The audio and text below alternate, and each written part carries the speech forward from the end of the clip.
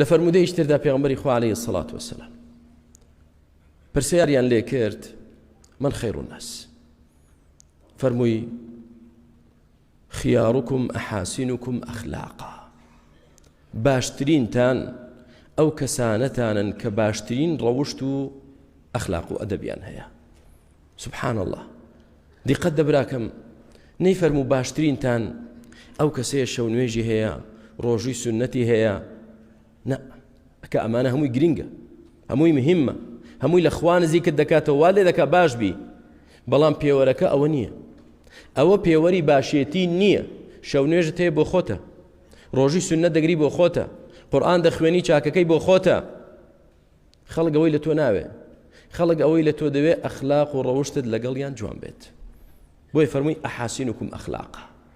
باشترينتان أو كسيك لهموتان أخلاق وروشتي باشترا